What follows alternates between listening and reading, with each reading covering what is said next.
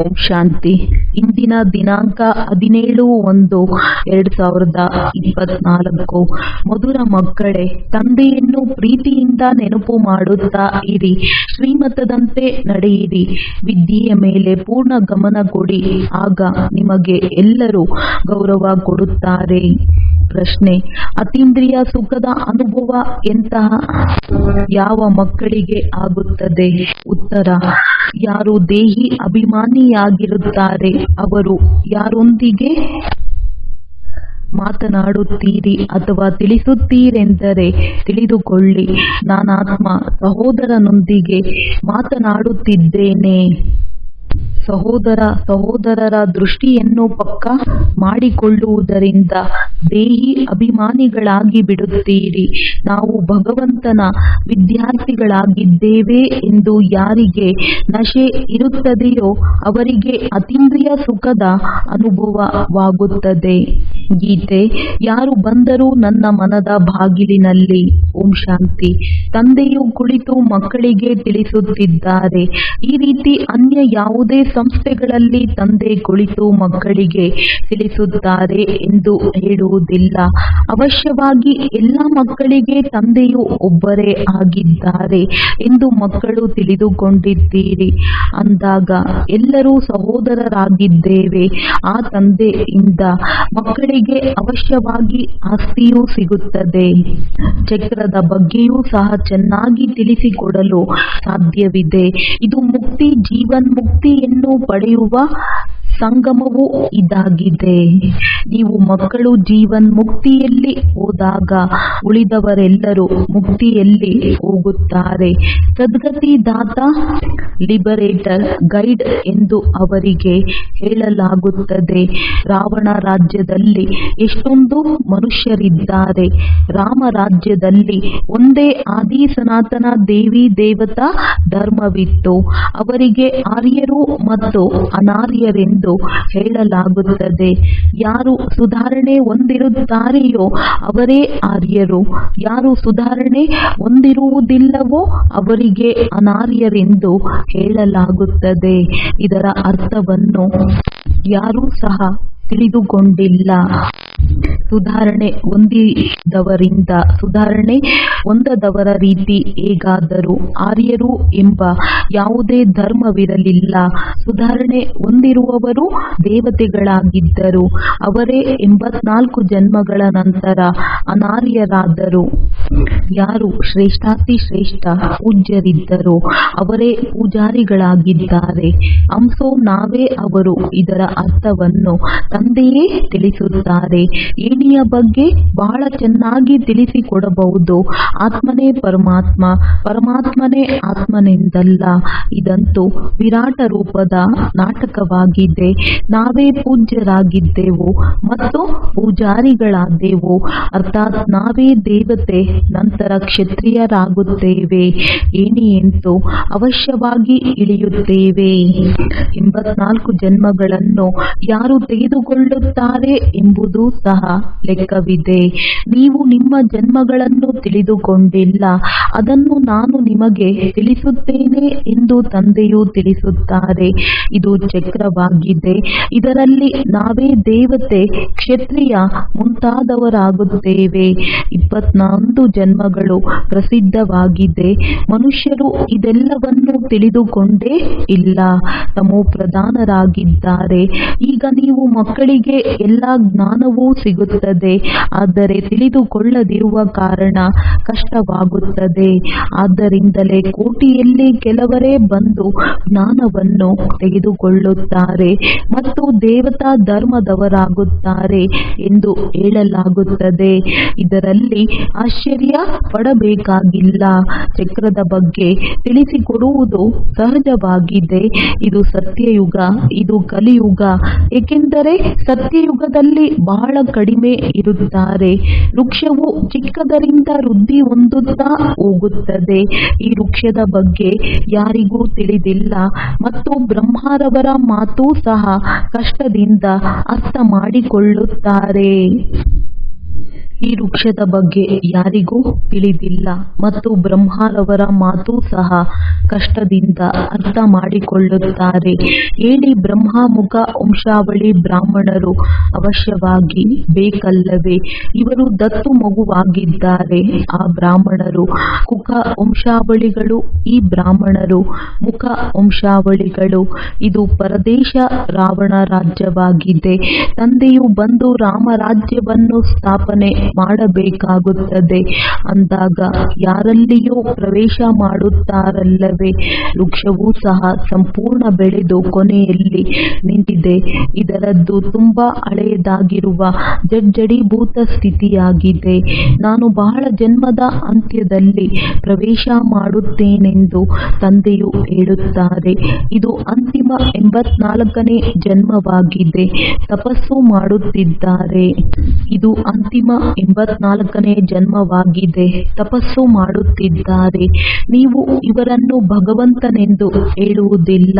ಪ್ರಪಂಚದವರಂತೂ ಭಗವಂತ ಸರ್ವವ್ಯಾಪಿ ಎಂದು ಹೇಳಿ ಕಲ್ಲು ಮಣ್ಣಿನಲ್ಲೂ ಇದ್ದಾರೆ ಎಂದು ಹೇಳಿದ್ದರಿಂದ ಸ್ವತಃ ತಾವು ಮಣ್ಣಿನ ಸಮಾನ ಆಗಿದ್ದೀರಿ.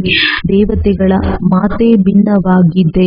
ನೀವು ಈಗ ಇದನ್ನು ಓದಿ ಪದವಿಯನ್ನು ಪಡೆಯುತ್ತೀರಿ. ಇದು ಎಷ್ಟೊಂದು ಶ್ರೇಷ್ಠ ವಿದ್ಯೆಯಾಗಿದೆ.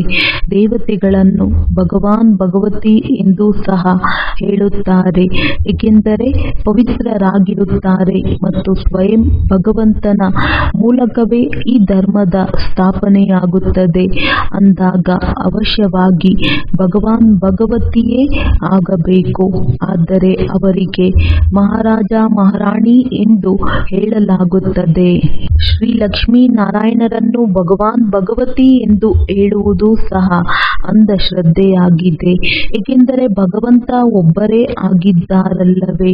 ನೀವು ಶಿವ ಶಂಕರನಿಗೂ ಸಹ ಬೇರೆ ಬೇರೆ ಮಾಡಿ ತಿಳಿಸುತ್ತೀರಿ. ಇದನ್ನು ಕೇಳಿದಾಗ ಜನರು ಇವರು ದೇವತೆಗಳನ್ನೇ ಆರಿಸಿಬಿಡುತ್ತಾರೆ ಎಂದು ಹೇಳುತ್ತಾರೆ. ನಿಮ್ಮ ಬುದ್ಧಿಯಲ್ಲಿ ಇಡೀ ಚಕ್ರವಿದೆ. ಆದರೆ ಯಾರು ಮಹಾರಥಿಗಳಿದ್ದಾರೆಯೋ ಅವರೇ ತಿಳಿಸಿಕೊಡಲು ಸಾಧ್ಯ. ಅನೇಕರು ಈ ಜ್ಞಾನವನ್ನು ಕೇಳಿದರೂ ಸಹ ಬುದ್ಧಿಯಲ್ಲಿ ಉಳಿಯುವುದೇ ಇಲ್ಲ. ಅಂದಾಗ ಅವರು ಏನಾಗುತ್ತಾರೆ? ಬಿಡಿಗಾಸಿನ ದಾಸದಾಸಿಯರಾಗುತ್ತಾರೆ. ಮುಂದೆ ಹೋದಂತೆ ತಮಗೆ ಸಾಕ್ಷಾತ್ಕಾರವಾಗುತ್ತದೆ. ಆಗ ಏನೂ ಮಾಡಲು ಸಾಧ್ಯವಿಲ್ಲ. ಸಮಯ ಪೂರ್ಣವಾದ ಮೇಲೆ ಏನು ತಾನೇ ಮಾಡಲು ಸಾಧ್ಯ? ಆದ್ದರಿಂದ ಸುರಕ್ಷಿತವಾಗಿರಿ ಎಂದು ತಂದೆಯು ಎಚ್ಚರಿಕೆ ನೀಡುತ್ತಾರೆ. ಆದರೆ ಎಲ್ಲರೂ ಶ್ರೇಷ್ಠ ಪದವಿಯನ್ನು ಪಡೆಯಲು ಸಾಧ್ಯವಿಲ್ಲ. ಬುದ್ಧಿರೂಪಿ ಪಾತ್ರೆಯು ಸ್ವಚ್ಛವಾಗಿಲ್ಲ. ಇದರಲ್ಲಿ ಎಷ್ಟೊಂದು ಕಲ್ಮಶಗಳು ತುಂಬಿವೆ. ಇದರಲ್ಲಿ ಬಹಳ ಒಳ್ಳೆಯ ಪುರುಷಾರ್ಥ ಮಾಡಬೇಕಾಗಿದೆ. ಚಿತ್ರಗಳ ಮೇಲೆ ತಿಳಿಸಲು ಬಹಳ ಅಭ್ಯಾಸ ಮಾಡಬೇಕು. ಇಲ್ಲವಾದರೆ ಕೊನೆಯಲ್ಲಿ ಪಶ್ಚಾತ್ತಾಪ ಪಡಬೇಕಾಗುತ್ತದೆ. ನೀವು ಆತ್ಮಗಳಿಗೆ ಊಟ ಸಿಗುತ್ತಿದೆ. ಇದು ಎಲ್ಲರಿಗೂ ತಿಳಿಸಿಕೊಡುವ ಮಾತಾಗಿದೆ. ಭಯ ಪಡುವಂತಹ ಮಾತೇ ಇಲ್ಲ. ದೊಡ್ಡ ದೊಡ್ಡ ಸ್ಥಾನಗಳಲ್ಲಿ ಪ್ರದರ್ಶನಿ, ಮ್ಯೂಸಿಯಂಗಳಲ್ಲಿ ಚಿತ್ರ ಪ್ರದರ್ಶನ, ಚಿತ್ರ ಸಂಗ್ರಹಾಲಯ ಇಡುವುದರಿಂದ ಹೆಸರುವಾಸಿಯಾಗುತ್ತದೆ. ಎಲ್ಲರಿಂದ ಅಭಿಪ್ರಾಯಗಳನ್ನು ಬರೆಸಿಕೊಳ್ಳಬೇಕೆಂದು ತಂದೆಯು ಹೇಳುತ್ತಾರೆ. ಅದನ್ನು ಸಹ ಮುದ್ರಣ ಮಾಡಬೇಕು. ಮಕ್ಕಳು ಬಹಳಷ್ಟು ಸರ್ವಿಸ್ ಅನ್ನು ಮಾಡಬೇಕು. ಇದರಲ್ಲಿ ಪರಿಶೀಲನೆಯನ್ನು ಸಹ ಬಹಳ ಮಾಡಬೇಕಾಗುತ್ತದೆ. ಇವರು ತಿಳಿದುಕೊಳ್ಳುವವರೇ ಅಥವಾ ಇಲ್ಲವೇ? ಇದು ಹೊಸ ಪ್ರಪಂಚ, ಇದು ಹಳೆಯ ಪ್ರಪಂಚ ಎಂಬುದನ್ನು ಯಾರು ಬೇಕಾದರೂ ತಿಳಿದುಕೊಳ್ಳಬಹುದಾಗಿದೆ. ಕೇವಲ ಸಮಯವನ್ನು ದೀರ್ಘ ಮಾಡಿಬಿಟ್ಟಿದ್ದಾರೆ. ಆದ್ದರಿಂದ ಮನುಷ್ಯರು ತಬ್ಬಿಬ್ಬಾಗಿದ್ದಾರೆ. ಮೊಟ್ಟ ಮೊದಲು ತಂದೆಯ ಪರಿಚಯ ಕೊಡಬೇಕು. ಯಾರು ಆತ್ಮಾಭಿಮಾನಿ ಆಗಿರುತ್ತಾರೆಯೋ ಅವರೇ ಅತೀಂದ್ರಿಯ ಸುಖದಲ್ಲಿರಲು ಸಾಧ್ಯ. ಕೇವಲ ಭಾಷಣದಿಂದ ಕಾರ್ಯವೂ ಆಗುವುದಿಲ್ಲ. ಯಾವಾಗ ಭಾಷಣ ಮಾಡುತ್ತೀರೋ ಆಗ ತಿಳಿದುಕೊಳ್ಳಬೇಕು, ನಾನಾತ್ಮ ಸಹೋದರನಿಗೆ ತಿಳಿಸಿಕೊಡುತ್ತಿದ್ದೇನೆ. ಆತ್ಮಾಭಿಮಾನಿಗಳಾಗುವುದರಲ್ಲಿ ಬಹಳ ಪರಿಶ್ರಮ ಪಡಬೇಕು. ಆದರೆ ಮಕ್ಕಳು ಗಳಿಗೆ ಮರೆತು ಬಿಡುತ್ತಾರೆ. ತಂದೆಯೇ ಬಂದು ಮಕ್ಕಳಿಗೆ ತಿಳಿಸಿಕೊಡುತ್ತಾರೆ. ಆತ್ಮ ಮತ್ತು ಪರಮಾತ್ಮ ಬಹಳ ಕಾಲ ಅಗಲಿದ್ದರೆಂದು ಹೇಳಲಾಗುತ್ತದೆ. ಇದರ ಅರ್ಥವನ್ನೂ ಸಹ ನೀವು ಮಕ್ಕಳೇ ತಿಳಿದುಕೊಳ್ಳಲು ಸಾಧ್ಯವಿದೆ. ಯಾರು ಮಹಾರಥಿಗಳಾಗಿದ್ದಾರೆಯೋ ಅವರೂ ಸಹ ತನ್ನನ್ನು ಆತ್ಮನೆಂದು ತಿಳಿದು ತಂದೆಯನ್ನು ನೆನಪು ಮಾಡುವುದು ಬಹಳ ಅಭ್ಯಾಸ ಮಾಡಬೇಕಾಗಿದೆ. ಆಗಲೇ ತಮ್ಮನ್ನು ಶಕ್ತಿಶಾಲಿ ಎಂದು ತಿಳಿಯುವಿರಿ. ಯಾರು ತಮ್ಮನ್ನು ಆತ್ಮನೆಂದು ತಿಳಿಯುವುದಿಲ್ಲವೋ ಅವರೇನು ಧಾರಣೆ ಮಾಡುವರು? ನೆನಪಿನಿಂದಲೇ ಆತ್ಮನಲ್ಲಿ ಅರಿತವು ತುಂಬುತ್ತದೆ. ಜ್ಞಾನಕ್ಕೆ ಬಲವೆಂದು ಹೇಳುವುದಿಲ್ಲ, ಯೋಗ ಬಲವೆಂದು ಹೇಳಲಾಗುತ್ತದೆ. ಯೋಗ ಬಲದಿಂದಲೇ ನೀವು ವಿಶ್ವಕ್ಕೆ ಮಾಲೀಕರಾಗುತ್ತೀರಿ. ತಾವೀಗ ಅನೇಕರನ್ನು ತಮ್ಮ ಸಮಾನ ಮಾಡಿಕೊಳ್ಳಬೇಕು. ಎಲ್ಲಿಯವರೆಗೆ ಅನೇಕರನ್ನು ತಮ್ಮ ಸಮಾನ ಮಾಡಿಕೊಳ್ಳುವುದಿಲ್ಲವೋ ಅಲ್ಲಿಯವರೆಗೆ ವಿನಾಶವಾಗುವುದಿಲ್ಲ. ಬಲೆ ದೊಡ್ಡ ಯುದ್ಧವೇ ನಡೆದರೂ ಸಹ ನಿಂತು ಹೋಗುತ್ತದೆ. ಈಗಂತೂ ಅನೇಕರ ಬಳಿ ಬಾಂಬುಗಳಿವೆ. ಇದು ಇಟ್ಟುಕೊಳ್ಳುವಂತಹ ವಸ್ತುವಲ್ಲ. ಹಳೆಯ ಪ್ರಪಂಚದ ವಿನಾಶ, ಒಂದು ಆದಿ ಸನಾತನ ದೇವಿ ದೇವತಾ ಧರ್ಮದ ಸ್ಥಾಪನೆಯು ಅವಶ್ಯವಾಗಿ ಆಗಲಿದೆ. ಸ್ವಲ್ಪ ಸಮಯದ ನಂತರ ಅವಶ್ಯವಾಗಿ ಇದು ಅದೇ ಮಹಾಭಾರತ ಯುದ್ಧವೆಂದು ಎಲ್ಲರೂ ಹೇಳುತ್ತಾರೆ. ಅವಶ್ಯವಾಗಿ ಭಗವಂತನೂ ಇದ್ದಾರೆ. ಯಾವಾಗ ನಿಮ್ಮ ಬಳಿ ಬಹಳ ಜನರು ಬರುತ್ತಾರೆಯೋ ಆಗ ನೀವು ಎಲ್ಲರೂ ಒಪ್ಪಿಕೊಳ್ಳುವರು. ಹೇಳುತ್ತಾರೆ, ಇದಂತೂ ವೃದ್ಧಿ ಹೊಂದುತ್ತಾ ಇರುತ್ತದೆ. ಇದರಲ್ಲಿ ಬಹಳ ಶಕ್ತಿ ಇದೆ. ನೀವು ಎಷ್ಟು ನೆನಪಿನಲ್ಲಿರುತ್ತೀರಿ ಅಷ್ಟು ನಿಮ್ಮಲ್ಲಿ ಶಕ್ತಿಯು ತುಂಬುತ್ತಿರುತ್ತದೆ. ತಂದೆಯ ನೆನಪಿನಿಂದಲೇ ನೀವು ಅನ್ಯರಿಗೆ ಪ್ರಕಾಶತೆಯನ್ನು ಕೊಡುತ್ತೀರಿ. ಈ ದಾದಾರವರು ಬ್ರಹ್ಮ ಸಹ ಹೇಳುತ್ತಾರೆ, ನನಗಿಂತಲೂ ಈ ಮಕ್ಕಳು ಬಹಳ ಒಳ್ಳೆಯ ಸರ್ವಿಸ್ ಮಾಡುತ್ತಾರೆ. ಈಗ ಸ್ವಲ್ಪ ತಡವಿದೆ. ಯೋಗದಲ್ಲಿ ಯಥಾರ್ಥ ರೀತಿಯಿಂದ ಯಾರೂ ಇರಲು ಸಾಧ್ಯವಿಲ್ಲ. ಸ್ವಯಂನಿಂದ ಅನುಭವ ಮಾಡುತ್ತಾರೆ. ಯೋಗದಲ್ಲಿ ನಾವು ಕಡಿಮೆ ಇರುವುದರಿಂದ ಬಾಣವು ಸರಿಯಾಗಿ ನಾಟುತ್ತಿಲ್ಲ. ಭಗವಂತನು ಕುಮಾರಿಯರಿಗೆ ಜ್ಞಾನದ ಬಾಣವನ್ನು ತುಂಬುತ್ತಾರೆ. ನೀವು ಪ್ರಜಾಪಿತ ಬ್ರಹ್ಮ ಕುಮಾರಿಯರಾಗಿದ್ದೀರಲ್ಲವೇ? ಇವರು ಬ್ರಹ್ಮ, ನೀವು ದತ್ತು ಮಕ್ಕಳಾಗಿದ್ದೀರಿ. ರಚಯಿತನಂತೂ ಒಬ್ಬರೇ ಆಗಿದ್ದಾರೆ, ಬಾಕಿ ಎಲ್ಲರೂ ಓದುತ್ತಿದ್ದಾರೆ. ಅದರಲ್ಲಿ ಈ ಬ್ರಹ್ಮರವರು ಸಹ ಬಂದು ಬಿಟ್ಟರು. ನಂತರ ಈ ರಚನೆಯಾಯಿತಲ್ಲವೇ? ನೀವು ದೇವತೆಗಳಾಗುವವರಾಗಿದ್ದೀರಿ. ದೈವಿ ಗುಣವನ್ನು ಧಾರಣೆ ಮಾಡುತ್ತಿದ್ದೀರಿ. ಎರಡೂ ಚಕ್ರಗಳು ನಡೆಯಲು ಸಾಧ್ಯವಾಗುವುದಿಲ್ಲ. ಹೇಗೆಂದರೆ ಮರಳಿನ ಮೇಲೆ ನಿಂತಿರುವ ಹಾಗೆ. ಬಾಬಾ ಹೆಸರನ್ನು ಹೇಳುವುದಿಲ್ಲ, ಬಾಬಾ ಸತ್ಯವನ್ನು ಹೇಳುತ್ತಾರೆಂದು ಅರ್ಥ ಮಾಡಿಕೊಳ್ಳಬೇಕು. ಇಬ್ಬರು ಒಟ್ಟಿಗೆ ಕೆಲಸ ಮಾಡುವ ಪರಸ್ಪರರ ಸ್ವಭಾವವನ್ನು ಅರ್ಥ ಮಾಡಿಕೊಳ್ಳಬಹುದು. ನಾವೇ ಕಿರೀಟಧಾರಿಗಳಾಗಿದ್ದೆವು ಎಂದು ಮಕ್ಕಳಿಗೆ ತಿಳಿದಿದೆ. ಈಗ ಮತ್ತೆ ಆಗುತ್ತಿದ್ದೇವೆ. ಮೊದಲು ನೀವು ಯಾರಿಗಾದರೂ ತಿಳಿಸುತ್ತೀರಿ ಅಂದಾಗ ಅವರು ಒಪ್ಪುವುದಕ್ಕೆ ತಯಾರಿರುವುದಿಲ್ಲ. ನಂತರ ನಿಧಾನವಾಗಿ ತಿಳಿಯುತ್ತಾರೆ. ಇದರಲ್ಲಿ ಬಹಳ ಬುದ್ಧಿಯೂ ಬೇಕಾಗಿದೆ. ಆತ್ಮದಲ್ಲಿಯೇ ಬುದ್ಧಿ ಇದೆ. ಆತ್ಮವು ಸಚ್ಚಿತ್ ಆನಂದ ಸ್ವರೂಪವಾಗಿದೆ. ಈಗ ನೀವು ಮಕ್ಕಳನ್ನು ದೇಹಿ ಅಭಿಮಾನಿಗಳನ್ನಾಗಿ ಮಾಡಲಾಗುತ್ತಿದೆ. ಎಲ್ಲಿಯವರೆಗೆ ತಂದೆಯು ಬರುವುದಿಲ್ಲವೋ ಅಲ್ಲಿಯವರೆಗೆ ಯಾರೂ ದೇಹಿ ಅಭಿಮಾನಿಗಳಾಗಲು ಸಾಧ್ಯವಿಲ್ಲ. ಈಗ ತಂದೆಯು ಹೇಳುತ್ತಾರೆ, ಆತ್ಮ ಅಭಿಮಾನಿ ಭವ, ನನ್ನೊಬ್ಬನನ್ನೇ ನೆನಪು ಮಾಡಿ, ಆಗ ನನ್ನಿಂದ ಶಕ್ತಿಯು ಸಿಗುತ್ತದೆ. ಈ ಧರ್ಮವು ಮಂತ್ರವು ಬಹಳ ಶಕ್ತಿಯುಳ್ಳದ್ದಾಗಿದೆ. ಇದು ಇಡೀ ವಿಶ್ವದ ಮೇಲೆ ರಾಜ್ಯ ಮಾಡುತ್ತದೆ. ಕಡಿಮೆ ಮಾತಾಗಿದೆಯೇ? ತಂದೆಯೊಂದಿಗೆ ಯೋಗವನ್ನು ಜೋಡಿಸುವುದರಿಂದ ನಿಮಗೆ ಶಕ್ತಿಯು ಸಿಗುತ್ತದೆ ಅಂದಾಗ ಇದು ಹೊಸ ಮಾತಾಗಿದೆಯಲ್ಲವೇ? ಇದನ್ನು ಚೆನ್ನಾಗಿ ತಿಳಿಸಿಕೊಡಬೇಕಾಗುತ್ತದೆ. ಅವರೇ ಆತ್ಮರಿಗೆ ಬೇಅದ್ದಿನ ತಂದೆಯಾಗಿದ್ದಾರೆ. ಅವರೇ ಹೊಸ ಪ್ರಪಂಚದ ರಚಯಿತನಾಗಿದ್ದಾರೆ. ಅಂದರೆ ಶಿವನ ಕರ್ತವ್ಯವನ್ನು ತಿಳಿಸಿಕೊಡಿ. ಅವರು ಬಂದು ಏನು ಮಾಡುತ್ತಾರೆ? ಕೃಷ್ಣ ಜಯಂತಿ ಮತ್ತು ಶಿವ ಜಯಂತಿ ಇಬ್ಬರದ್ದು ಆಚರಿಸುತ್ತಾರೆ. ಈಗ ಇಬ್ಬರಲ್ಲಿ ದೊಡ್ಡವರು ಯಾರು? ಶ್ರೇಷ್ಠಾತಿ ಶ್ರೇಷ್ಠ ನಿರಾಕಾರನಾಗಿದ್ದಾರೆ. ಅವರು ಬಂದು ಏನು ಮಾಡಿದರು? ಅದಕ್ಕೆ ಶಿವ ಜಯಂತಿಯನ್ನು ಆಚರಿಸಲಾಗುತ್ತಿದೆ. ಕೃಷ್ಣ ಏನು ಮಾಡಿದ್ದಾನೆ? ಬರೆಯಲಾಗಿದೆ. ಪರಂಪಿತ ಪರಮಾತ್ಮ ಸಾಧಾರಣ ವೃದ್ಧ ತನುವಿನಲ್ಲಿ ಬಂದು ಸ್ಥಾಪನೆ ಮಾಡುತ್ತಾರೆ. ಅನೇಕ ಪ್ರಕಾರ ಮತಾಂತರಗಳಿವೆ. ಶ್ರೀಮತವಂತೂ ಒಂದೇ ಆಗಿದೆ. ಯಾವುದರಿಂದ ಶ್ರೇಷ್ಠರಾಗುತ್ತೀರಿ? ಮಾನವನ ಮತದಿಂದ ಹೇಗೆ ಶ್ರೇಷ್ಠರಾಗುತ್ತೀರಿ?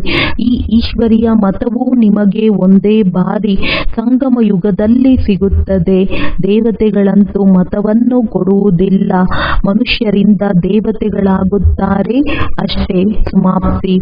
ಅಲ್ಲಿ ಗುರು ಮುಂತಾದವರನ್ನು ಮಾಡಿಕೊಳ್ಳುವುದಿಲ್ಲ. ಇಲ್ಲಿ ಮನುಷ್ಯರು ಗುರುಗಳ ಮತವನ್ನು ಪಡೆಯುತ್ತಾರೆ ಅಂದಾಗ ಯುಕ್ತಿಯಿಂದ ನಾವು ರಾಜಯೋಗಿಗಳಾಗಿದ್ದೇವೆಂದು ತಿಳಿಸಬೇಕಾಗಿದೆ. ಹಠಯೋಗಿಗಳು ಎಂದೂ ರಾಜಯೋಗವನ್ನು ಕಲಿಸಲು ಸಾಧ್ಯವಿಲ್ಲ. ಅವರಂತೂ ನಿವೃತ್ತಿ ಮಾರ್ಗದವರಾಗಿದ್ದಾರೆ. ತೀರ್ಥಸ್ಥಾನಗಳಿಗೆ ಪ್ರವೃತ್ತಿ ಮಾರ್ಗದವರೇ ಹೋಗಬೇಕು. ನೀವು ಮಕ್ಕಳು ಯಾವುದೇ ಮಾತಿನಲ್ಲೂ ತಬ್ಬಿಬ್ಬಾಗಬಾರದು. ಈ ನಾಟಕವು ಮಾಡಲ್ಪಟ್ಟಿರುವುದಾಗಿದೆ. ಅದೇ ಪುನರಾವರ್ತನೆಯಾಗುತ್ತಿರುತ್ತದೆ. ನಿಮ್ಮ ಸೇವೆಯೂ ಸಹ ಕಲ್ಪದ ಹಿಂದಿನಂತೆ ಆಗುತ್ತದೆ. ನಾಟಕವೇ ನಿಮ್ಮ ಪುರುಷಾರ್ಥ ಮಾಡಿಸುತ್ತದೆ. ಕಲ್ಪದ ಮೊದಲಿನಂತೆಯೇ ನೀವು ಪುರುಷಾರ್ಥವನ್ನು ಮಾಡುತ್ತೀರಿ. ಪುರುಷಾರ್ಥ ಮಾಡುವವರ ನಡವಳಿಕೆಯಿಂದ ನೀವು ತಿಳಿದುಕೊಳ್ಳಲು ಸಾಧ್ಯ. ಆಗಲೇ ಪ್ರದರ್ಶನಿಯಲ್ಲಿ ಗ್ರೂಪ್ ಅನ್ನು ನೋಡಿ ಗೈಡ್ ಅನ್ನು ಕೊಡಲಾಗುತ್ತದೆ. ಏಕೆಂದರೆ ಚೆನ್ನಾಗಿ ತಿಳಿಸಲಿ ಎಂದು ಓದಿಸುವಂತ ತಂದೆಯಂತೂ ಚೆನ್ನಾಗಿ ತಿಳಿದುಕೊಂಡಿದ್ದಾರೆ. ಎಷ್ಟೊಂದು ವಿಶಾಲ ಬೇಹದ್ದಿನ ಬುದ್ಧಿಯನ್ನಾಗಿ ಮಾಡುತ್ತಾರೆ. ನಾವು ಯಾರ ಮಕ್ಕಳಾಗಿದ್ದೇವೆ ಎನ್ನುವ ನಶೆಯು ನಿಮ್ಮಲ್ಲಿ ಇರಬೇಕಾಗಿದೆ. ಭಗವಂತ ನಮಗೆ ಓದಿಸುತ್ತಿದ್ದಾರೆ. ಯಾರು ಓದಲು ಸಾಧ್ಯವಿಲ್ಲವೋ ಅವರು ಓಡಿ ಹೋಗುತ್ತಾರೆ. ಅದಕ್ಕೆ ಭಗವಂತ ತಿಳಿಯುತ್ತಾರೆ, ಇವರು ನನ್ನ ಮಕ್ಕಳಲ್ಲ. ನೀವು ನೋಡುತ್ತೀರಿ, ಭಗವಂತನ ಮಕ್ಕಳು ಓದುತ್ತಿದ್ದರು, ನಂತರ ಓಡಿ ಹೋದರು. ಸ್ವಲ್ಪ ತಿಳುವಳಿಕೆ ಬರುತ್ತದೆ ಅಂದಾಗ ನಂತರವೂ ಓದಲು ತೊಡಗುತ್ತಾರೆ. ಪುನಃ ಯೋಗದಲ್ಲಿ ಚೆನ್ನಾಗಿರುತ್ತಾರೆ ಅಂದಾಗ ಶ್ರೇಷ್ಠ ಪದವಿಯನ್ನು ಪಡೆಯಲು ಸಾಧ್ಯ. ಅವಶ್ಯವಾಗಿ ಸಮಯವು ಬಹಳ ವ್ಯರ್ಥವಾಯಿತು. ಇಂತಹ ಶಾಲೆಯನ್ನು ಬಿಟ್ಟೆವು ಎಂದು ತಿಳಿಯುತ್ತಾರೆ. ಈಗಂತೂ ಅವಶ್ಯವಾಗಿ ತಂದೆಯಿಂದ ಆಸ್ತಿಯನ್ನು ಪಡೆಯುತ್ತೀರಿ. ತಂದೆಯನ್ನು ನೆನಪು ಮಾಡುತ್ತಾ ಅಥವಾ ಬಾಬಾ ಬಾಬಾ ಎಂದು ಹೇಳುತ್ತಾ ರೋಮಾಂಚಿತರಾಗಬೇಕಾಗಿದೆ. ತಂದೆಯು ನಮಗೆ ಶ್ರೇಷ್ಠ ಪದವಿಯನ್ನು ಪ್ರಾಪ್ತಿ ಮಾಡಿಸುತ್ತಿದ್ದಾರೆ ಅಂದಾಗ ನಾವು ಎಷ್ಟೊಂದು ಭಾಗ್ಯಶಾಲಿಗಳಾಗಿದ್ದೇವೆ. ಗಳಿಗೆ ಗಳಿಗೆಯೂ ತಂದೆಯನ್ನು ನೆನಪು ಮಾಡುತ್ತಾ ಇರಿ. ಮತದಂತೆ ನಡೆಯುತ್ತೀರಿ ಅಂದಾಗ ಬಹಳ ಉನ್ನತಿಯಾಗಲು ಸಾಧ್ಯ. ನಂತರ ಅವರಿಗೆ ಎಲ್ಲರೂ ಬಹಳ ಗೌರವವನ್ನು ಕೊಡುತ್ತಾರೆ. ತಂದೆಯು ಹೇಳುತ್ತಾರೆ, ಓದಿರುವವರ ಮುಂದೆ ಅವಿದ್ಯಾವಂತರು ಕೆಲಸವನ್ನು ಮಾಡುತ್ತಾರೆ. ದೇಹಾಭಿಮಾನವುಳ್ಳವರಿಗೆ ದೈವಿ ಗುಣಗಳು ಧಾರಣೆಯಾಗಲು ಸಾಧ್ಯವಿಲ್ಲ. ನಿಮ್ಮ ಚೆಹರೆಯು ಫಸ್ಟ್ ಕ್ಲಾಸ್ ಆಗಿರಬೇಕಾಗಿದೆ ಹೇಳುತ್ತಾರೆ. ಯಾರಿಗೆ ಭಗವಂತ ಓದಿಸುತ್ತಿದ್ದಾರೆಯೋ ಅವರನ್ನು ಅತೀಂದ್ರಿಯ ಸುಖವು ಹೇಗಿರುತ್ತದೆ ಎಂದು ಕೇಳಿರಿ. ವಿದ್ಯೆಯ ಮೇಲೆ ಸಾಕಷ್ಟು ಗಮನವಿಡಬೇಕು ಮತ್ತು ಶ್ರೀಮತದಂತೆ ನಡೆಯಬೇಕಾಗಿದೆ. ನಿಮ್ಮ ಯೋಗ ಶಕ್ತಿಯಿಂದ ವಿಶ್ವವೇ ಪವಿತ್ರವಾಗುತ್ತದೆ. ಯೋಗದಿಂದ ವಿಶ್ವವನ್ನು ಪವಿತ್ರವನ್ನಾಗಿ ಮಾಡುತ್ತೀರಿ ಅಂದಾಗ ಇದು ಚಮತ್ಕಾರವಾಗಿದೆ. ಗೋವರ್ಧನ ಬೆಟ್ಟವನ್ನು ಬೆರಳಿನಿಂದ ಎತ್ತಬೇಕಾಗಿದೆ. ಈ ಚೀಚಿ ಪ್ರಪಂಚವನ್ನು ಯಾರು ಪವಿತ್ರವನ್ನಾಗಿ ಮಾಡಿದ್ದರೋ ಇದು ಅವರ ಗುರುತಾಗಿದೆ. ಒಳ್ಳೆಯದು. ಮಧುರಾತಿ ಮಧುರ ಅಗಲಿ ಹೋಗಿ ಮರಳಿ ಸಿಕ್ಕಿದ ಮಕ್ಕಳ ಪ್ರತಿ ಮಾತ್ಪಿತಾ ಬಾಪ್ದಾದಾರವರ ನೆನಪು, ಪ್ರೀತಿ ಹಾಗೂ ಗುಡ್ ಮಾರ್ನಿಂಗ್. ಆತ್ಮಿಕ ತಂದೆಯ ಆತ್ಮಿಕ ಮಕ್ಕಳಿಗೆ ನಮಸ್ತೆ. ಧಾರಣೆಗಾಗಿ ಮುಖ್ಯ ಸಾರ. ಸತ್ಯ ಜ್ಞಾನವನ್ನು ಬುದ್ಧಿಯಲ್ಲಿ ಧಾರಣೆ ಮಾಡಿಕೊಳ್ಳಲು ಬುದ್ಧಿರೂಪಿ ಪಾತ್ರೆಯನ್ನು ಶುದ್ಧ ಮತ್ತು ಸ್ವಚ್ಛವನ್ನಾಗಿ ಮಾಡಿಕೊಳ್ಳಬೇಕಾಗಿದೆ. ವ್ಯರ್ಥ ಮಾತುಗಳನ್ನು ಬುದ್ಧಿಯಿಂದ ತೆಗೆಯಬೇಕಾಗಿದೆ. ದೈವಿ ಗುಣಗಳನ್ನು ಧಾರಣೆ ಮಾಡುವುದರಲ್ಲಿ ಮತ್ತು ವಿದ್ಯೆಯ ಮೇಲೆ ಪೂರ್ಣ ಗಮನ ಕೊಟ್ಟು ಅತೀಂದ್ರಿಯ ಸುಖದ ಅನುಭವ ಮಾಡಬೇಕಾಗಿದೆ. ನಾವು ಭಗವಂತನ ಮಕ್ಕಳಾಗಿದ್ದೇವೆ, ಅವರೇ ನಮಗೆ ಓದಿಸುತ್ತಿದ್ದಾರೆ ಎಂಬ ನಶೆಯಲ್ಲಿ ಸದಾ ಇರಬೇಕಾಗಿದೆ. ವರದಾನ. ನಿಶ್ಚಯದ ಅಡಿಪಾಯದ ಮೂಲಕ ಸಂಪೂರ್ಣತೆಯವರೆಗೆ ತಲುಪುವಂತಹ ನಿಶ್ಚಯ ಬುದ್ಧಿ, ನಿಶ್ಚಿಂತ ಭವ. ನಿಶ್ಚಯ ಈ ಬ್ರಾಹ್ಮಣ ಜೀವನದ ಸಂಪನ್ನತೆಯ ಅಡಿಪಾಯವಾಗಿದೆ ಮತ್ತು ಈ ಅಡಿಪಾಯ ಶಕ್ತಿಶಾಲಿಯಾಗಿದ್ದಾಗ ಸಹಜ ಮತ್ತು ತೀವ್ರ ಗತಿಯಿಂದ ಸಂಪೂರ್ಣತೆಯವರೆಗೆ ತಲುಪುವುದು ನಿಶ್ಚಿತವಾಗಿದೆ. ಯಾರಿಗೆ ಯಥಾರ್ಥ ನಿಶ್ಚಯ ಬುದ್ಧಿ ಇರುತ್ತೆ ಅವರು ಸದಾ ನಿಶ್ಚಿಂತವಾಗಿರುತ್ತಾರೆ. ಯಥಾರ್ಥ ನಿಶ್ಚಯವಾಗಿದೆ ತನ್ನ ಆತ್ಮ ಸ್ವರೂಪವನ್ನು ತಿಳಿಯುವುದು, ಒಪ್ಪುವುದು ಮತ್ತು ಅದರಂತೆ ನಡೆಯುವುದು ಮತ್ತು ತಂದೆ ಯಾರಾಗಿದ್ದಾರೆ, ಹೇಗಿದ್ದಾರೆ, ಯಾವ ರೂಪದಲ್ಲಿ ಪಾತ್ರ ಮಾಡುತ್ತಿದ್ದಾರೆ ಅದನ್ನು ಯಥಾರ್ಥವಾಗಿ ತಿಳಿದುಕೊಳ್ಳುವುದು. ಇಂತಹ ನಿಶ್ಚಯ ಬುದ್ಧಿಯುಳ್ಳವರು ವಿಜಯಿಯಾಗುತ್ತಾರೆ. ಸ್ಲೋಗನ್. ತಮ್ಮ ಸಮಯವನ್ನು ಸುಖಕ್ಕಾಗಿ, ಪ್ರಾಪ್ತಿಯ ಇಚ್ಛೆಗಾಗಿ ಸರ್ವರ ಪ್ರತಿ ದಾನ ಮಾಡುವವರೇ ಮಹಾದಾನಿಯಾಗಿದ್ದಾರೆ. ಅವ್ಯಕ್ತ ಸೈಲೆನ್ಸ್ನ ಮೂಲಕ ಡಬಲ್ ಲೈಟ್ ಫರಿಸ್ತಾ ಸ್ಥಿತಿಯ ಅನುಭವ ಮಾಡಿ. ಹೇಗೆ ಪ್ರಾರಂಭದಲ್ಲಿ ಅಭ್ಯಾಸ ಮಾಡುತ್ತಿದ್ದೀರಿ, ನಡೆಯುತ್ತಿದ್ದೇವೆ, ಆದರೆ ಸ್ಥಿತಿ ಈ ರೀತಿ ಇದೆ. ಬೇರೆಯವರು ತಿಳಿಯುತ್ತಾರೆ ಇದು ಯಾವುದೋ ಲೈಟ್ ಹೋಗುತ್ತಿದೆ, ಅವರಿಗೆ ಶರೀರ ಕಾಣಿಸುತ್ತಿರಲಿಲ್ಲ. ಈ ಅಭ್ಯಾಸದಿಂದ ಪ್ರತಿಯೊಂದು ಪ್ರಕಾರದ ಪೇಪರ್ನಲ್ಲಿ ಪಾಸ್ ಆಗಿಬಿಟ್ಟರು. ಈಗ ಯಾವಾಗ ಸಮಯ ಬಹಳ ಕೆಟ್ಟದಾಗಿ ಬರುತ್ತಿದೆ ಆಗ ಡಬಲ್ ಲೈಟ್ ಆಗಿ ಇರುವ ಅಭ್ಯಾಸವನ್ನು ಹೆಚ್ಚಿಸಿರಿ. ಬೇರೆಯವರಿಗೆ ಸದಾ ನಿಮ್ ಲೈಟ್ ರೂಪ ಕಾಣಿಸಲಿ. ಇದೇ ಸುರಕ್ಷತೆಯಾಗಿದೆ. ಒಳಗಡೆ ಬರಲಿ ಮತ್ತು ಲೈಟ್ನ ಕೋಟೆಯನ್ನು ನೋಡಲಿ. ಒಳ್ಳೆಯದು. ಓಂ ಶಾಂತಿ.